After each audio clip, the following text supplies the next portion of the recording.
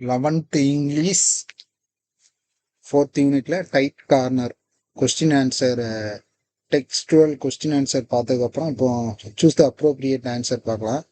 Tight corner அப்படின்னா difficult situation. அது எல்லாரும் வாழ்க்கையில் நிறைய வாட்டி ஃபேஸ் பண்ணியிருப்போம். வித்தியாசமான அனுபவம். பார்பிசான் அப்படின்னா ஃப்ரெஞ்சு ஸ்கூல் பெயிண்டர்ஸ். பார்பிசான் அப்படிங்கிறது French school painters. The narrator visited the sale room as he was persuaded by his friend. அப்படின்னா என்ன அர்த்தம்? நரேட்டர் கதையாசிரியர் அந்த சேல் ரூமுக்கு போறதுக்கு காரணம் அவர் ஃப்ரெண்டு தான். பெர்சுவேட்டட் அப்படின்னா வலுக்கட்டாயமா கூட்டு போனார், கம்பல் பண்ணி. The narrator had been a safe contributor at the action as there were bitter quoting higher prices. There were bidders quoting higher prices. So அவர் கேட்குற ரேட்டை விட அந்த பிட்டர் ஏலம் கேட்குற இன்னொருத்தர் அதிகமாக கேட்டுறதுனால நம்ம தப்பிச்சிடலாம் அப்படின்னு தான் அவர் நினைச்சாரு. And I got it. இதுல ஹியர் இட் ரெஃபர்ஸ் டு, இதுல இட்டு அப்படிங்கிறது எதை குறிக்கி? Money he asked for. Money he asked for அப்படின்னா ஸோ ஃபைனலாக அவர் வந்து இன்னொரு ஒரு ரிச் பர்சன் வந்து இவர் வாங்கின பெயிண்டை கேட்கும்போது இவர் 50 கினிஸ் இல்லை 100 கினிஸ் தான் கேட்பாரு. அந்த இதுதான் money he asked for. Next answer the question கொடுத்துருக்காங்க. So what is tight corner பார்த்தோம். டிஃபிகல்ட் சிச்சுவேஷன், வித்தியாசமான அனுபவம்.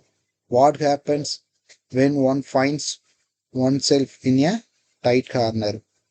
ஸோ ஒரு முக்கியமான இக்கட்டான ஒரு சுச்சுவேஷன்ல நாம என்ன நடக்கும்? What happen when one finds oneself in a tight corner. One will be afraid and one will be try is best to come out of the situation. So ஒரு முக்கியமான அந்த டைட் கார்னரில் நம்ம மாட்டினா அதில் 2 விஷயம் நமக்கு தெரியுது. ஒன்று வந்து இப்போ இந்த இதை பொறுத்தவரை 2 விஷயம். ஒன்று பயம், இன்னொன்று try is best to come out the situation. இந்த சிச்சுவேஷன்ல இருந்து நம்ம வெளியே வர்றதுக்கு என்ன பண்ணணும் அப்படின்னு யோசிக்கணும். What is the difference between physical and mental tight corner? So 2 tight corner இருக்கு. ஒன்று ஃபிசிக்கலு, இன்னொன்று மென்டல். ஸோ இங்கே இந்த டைட் கார்னர் யூனிட்ல மென்டல் டைட் கார்னர் தான் டிஃபிகல்ட் அப்படிங்கிறத ஆத்தர் நரேட்டர் சொல்லியிருக்காரு. ஸோ ஃபிசிக்கல் டைட் கார்னர் அப்படின்னா one where a person safety is in trouble. One where a person safety is in trouble, அதான் physical. இப்போ வண்டியில் போயிட்டு இருக்கோம், டயர் பஞ்சர் ஆச்சு, அது ஃபிசிக்கல் இது. இல்லை நம்ம மேலே ஏதாவது வந்து விழுந்தா, ஸோ இதுதான் வந்து physical tight corner. Mental tight கார்னர்னா mental tight corner is one where dilemmas and difficult choices are involved. இப்போ எக்ஸாம்பிள் ஒரு கொஸ்டின் வந்து தெரிஞ்சே தப்பாக பண்ணிட்டீங்க, அது ஒரு மென்டல் ப்ரெஷர். அதனால ஃபெயில் ஆகுறீங்க அந்த 1 மார்க்கால, அந்த மாதிரி சுச்சுவேஷன் மென்டல் ப்ரெஷர். இல்லை ஒரே ஒரு விஷயத்தால பல ரூபாய் வந்து இழக்கிறது. ஸோ அதுதான் வந்து dilemma and difficult choices. So இதை செலக்ட் பண்ணியிருக்கலாமே. இப்போ லாட்ரி சீட்டில் நமக்கு அடுத்த நம்பருக்கு பணம் விழுந்திருந்தா எப்படி இருந்திருக்கும், அந்த மாதிரி. Why did the narrator visit Christie's? Christie's அப்படிங்கிறது ஆக்ஷன் ஹால், ஏலம் நடக்கிற இடம். The narrator entered the Christie's because he was persuaded by his friend to see the action inside. ஏன் அவன் கிறிஸ்டி அந்த ஏலம் நடக்கிற இடத்துக்குள்ள போனா? கிங் ஸ்ட்ரீட்ல இருக்குது. ஏன் போனாரு? அவர் ஃப்ரெண்டு பெர்சுவேட்னா கம்பல் பண்ணி கூட்டு போறாரு. இந்த narrator heard his own voice saying, and 50, what does this suggest? The narrator, without his knowledge and any understanding of the situation, said and 50. So அந்த வாய்ஸ் அவரு அந்த 40,000 அப்படின்னு ஒரு பிக்சர்ஸ் வருது, அதை பத்தி கவனிக்காம அவர் பாட்டு 50 மோர் அப்படின்னு சொல்லிட்டார். What was the narrator final condition? அந்த நெரேட்டர் கதையாசிரியரோட ஃபைனல் கண்டிஷன் என்ன? He had only 63 pound in his bank. அவங்ககிட்ட பேங்க்ல வெறும் 63 பவுண்ட் தான் இருக்கு. He didn't gave securities even for 500 pounds. கண்டிப்பா அவங்ககிட்ட பணம் இல்லை, நான் இதை வித்து தரேன் அதை வித்து தரேன் அப்படின்னு செக்யூரிட்டா, கார் இல்லை வீடு இல்லை எதுவுமே இல்லை, அதான் செக்யூரிட்டிக்கு எதுவுமே இல்லை. The narrator could not pretend to have made a mistake in bidding. Why? The narrator had made many other bids before he was caught. அவரு சிக்கிறதுக்கு முன்னாடி நிறைய பிட்டிங் நடந்தது, ஏழை நடந்தது, அதுல எல்லாம் தப்பிச்சிட்டாரு. Moreover a genuine mistake of this kind must have been rectified in the beginning itself. So he knew that no one would believe him. So narrator could not pretend to have made a mistake in bidding. Why? முன்னாடிலாம் அவர் அந்த fitting நடக்கும்போது தப்பிச்சுக்கிட்டே வந்தாரு, ஏன்னா சேஃபா இருக்கேன் அப்படின்ட்டு. ஒரு சின்ன மிஸ்டேக்ல அவர் என்ன பண்ணிக்கிட்டாரு, அதுல மாட்டிக்கிட்டாரு.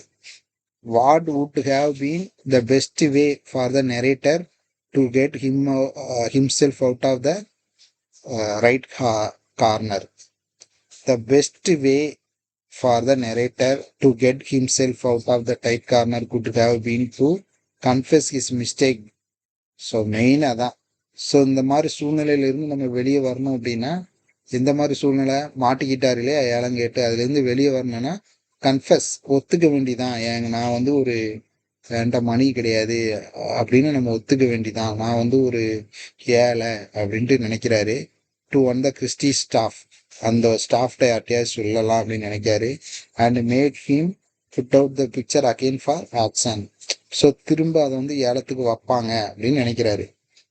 Why did the narrator feel he could have welcomed a firing party? The narrator did not have enough money to pay for the picture after the action was over. So அந்த ஆக்ஷன் நடந்து முடிஞ்சதுக்கப்புறம், அந்த ஏலம் நடந்து முடிஞ்சதுக்கப்புறம் அந்த ஏலத்துக்கு கொடுக்க வேண்டிய பைசா நரேட்டர்கிட்ட இல்லை. He could have welcomed a firing party because that would bring his death and he need not be humiliated in front of the others. So ஒரு ஃபயரிங் பார்ட்டி இந்த இடத்துல என்னன்னா வச்சு வாங்க போறாங்க அவரை அப்படின்ட்டு, எல்லாரும் முன்னாடி என்னைய வச்சு வாங்க போறாங்க அப்படின்னு நினைக்கிறாரு. What was the bidders offer to the narrator? இந்த டயத்துல இன்னொரு பிட்டர் என்ன ஆஃபர் கொடுக்காரு? The bidder offer the narrator 50 guineas.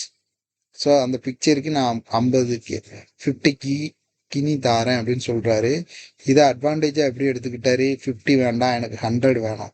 when the bidder sent a man to ask the narrator whether he was ready to give the picture for 50 guineas, he wanted to take advantage of the situation. He asked for 100 guineas and he got it for the picture. So இவர் இந்த சிச்சுவேஷன்ல இருக்கும்போது இன்னொரு bitter அவர் வாங்கின அந்த பிக்சரை நான் 50 Guinea தாரேன், தருவியா அப்படின்னு கேட்குறாரு. இல்லை, எனக்கு 100 கினி கொடு, நான் தாரேன்னு சொல்லியிருந்தாரு. ஸோ இந்த சிச்சுவேஷனை அவருக்கு சாதகமாக அவர் என்ன செஞ்சுக்கிட்டாரு, பயன்படுத்திக்கிட்டாரு. தேர்ட் ஒன் பாருங்க, ஃபார்ம் ஏ மீனிங்ஃபுல் சம்மரி. ஸோ லெசன்லேருந்து சில சீக்வன்ஸ் கொடுத்துருக்காங்க, அதை நீ மீனிங்ஃபுல்லாக மாற்றணும். அது கண்டிப்பாக கதை தெரிஞ்சால் தான் மாற்ற முடியும். பேராகிராஃப் பார்க்கலாம். 100லேருந்து 150 வேர்ட்ஸில் நீங்கள் ஓனாக ட்ரை பண்ணுங்கள், இல்லை வேறு நோட்ஸ் ஃபாலோ பண்ணிங்கனாலும் ஓகே. நான் ஃபாலோ பண்ணியிருக்கிறது டாப்பர் இங்கிலீஷுங்கிற கைடை தான் ஃபாலோ பண்ணியிருக்கேன். ஸோ இங்கே first 4th A narrate the circumstances that led to the narrator getting into a tight corner by his own folly. So அவருடைய தவறுதனால அவர் எப்படி அந்த டைட் கார்னர்ல விழுந்தாரு அப்படிங்கிறதான் கேள்வி. ஸோ இந்த மாதிரி title, author name, theme. So இந்த இதில் தீமே mental tight corner are more challenging than physical tight corner. உடல் அளவில் காயப்படுறதை விட மனதளவில் நம்ம மனம் இருக்கப்பட்டோம் அப்படின்னா அதுதான் ஃபேஸ் பண்ணுறது ரொம்ப கஷ்டம். ஸோ பார்க்கலாம். E V Lucas in his essay tight corner tries to explain how the mental tight corner is worse than physical tight corner. So EV Lucas வந்து எக்ஸ்பிளைன் பண்ணுறாரு எப்படி மென்டல் டைட் கார்னர் வந்து நம்மளை ஒர்ஸ் பண்ணுது, நம்மளை ரொம்ப ஒரி ஆக்குது அப்படின்ட்டு. இந்த நரேட்டர் என்டர் கிறிஸ்டீஸ் அப்படிங்கிறது the famous auction house persuaded by his friend. அவருடைய ஃப்ரெண்டோடைய கட்டாயத்தினால அந்த கிறிஸ்டீஸ் ஆக்ஷன் ஹவுஸ்குள்ளே போகிறாரு. He saw Barbizon picture. So Barbizon pictures அப்படிங்கிறது ஃப்ரெஞ்சு ரைட்டர்ஸ் எல்லாம் சேர்ந்து ட்ரா பண்ணுறது. Were being sold and they were auction by for very high prices like 4000 guineas. So அந்த Barbizon பிக்சரில் ஒவ்வொரு ரேட்லேயும் வருது. அதில் ஒரு பிக்சர் வந்து 4000 guineasல வருது.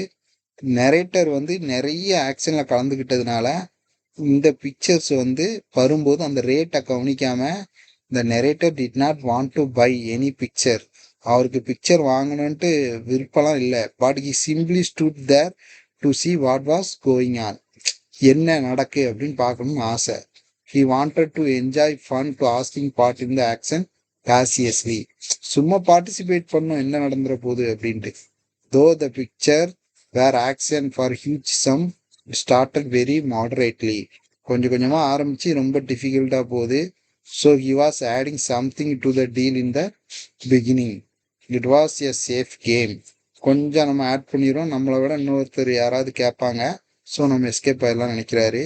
ஹிஸ் ஃப்ரெண்ட் வார்ன் பண்ணுறாரு him that he might be caught and he asked him to stop his game. போதும் நிப்பாட்டு அப்படின்னு அவர் ஃப்ரெண்டை வார்ன் பண்ணுறாரு. But he was sure that he was very cautious and he would never be in trouble. நான் ரொம்ப கவனமாக கேட்டுட்டு இருக்கேன், ஸோ நான் கண்டிப்பாக ட்ரிபிள் ஆக மாட்டேன் அப்படின்னு சொல்லியிருந்தாரு narrator. It went for some time very safely. கொஞ்ச நேரம் சேஃபாக போச்சு. when the picture was put up for auction dealer who had bought many other picture asked for 4000 guineas. So இப்போ இன்னொரு பிக்சர் வைக்கும் போது 4000 guineas ரேட்டுக்கு போகும்போது இவர் கவனிக்காம என்ன செஞ்சிட்டாரு, எக்ஸ்ட்ரா 50 கேட்கவும் மற்றவங்க எல்லாம் excite to hear that. But the narrator without realising the value of call simply said and 50 அப்படின்ட்டாரு. ஸோ எல்லாரும் ஆச்சரியப்படுறாங்க. 4000 guineasன்னு சொல்லவும் இவர் 50 more அப்படின்னு சொல்லியிருந்தாரு. There was a dead silence and the dealer who has bid 4000 guineas was silent and the sale fell on narrator. லாஸ்டா ஒரு தரம் 2 தரம் 3 தரம் சொல்ற மாதிரி லாஸ்டா அதிகமா ரேட்டு கேட்டதுனால நெரேட்டர் மேல அந்த பிக்சர்ஸ் வந்து விழுந்துருச்சு. அடுத்து ரெண்டாவது B. Trace the thought that went in the mind of the narrator when the picture after put up and sold at the auction. So ஆத்தருடைய மைண்ட், ஆத்தர் என்ன நினைச்சாரு அப்படிங்கிறத பார்க்கலாம். ஸோ இது டைட்டில், ஆத்தர், தீம் கொஞ்சம் இப்படி எழுதுனீங்கன்னா பார்க்க லுக்காக இருக்கும். ஈவி லூகாஸ் இந்த essay explain mental tight corner is worse தான் ஃபிசிக்கல் டைட் கார்னர். அதே மாதிரி இந்த ஒரு லைன் அப்படி நீங்கள் எழுதிக்கலாம். இந்த narrator enter Christie's the famous auction house persuaded like four by his friend.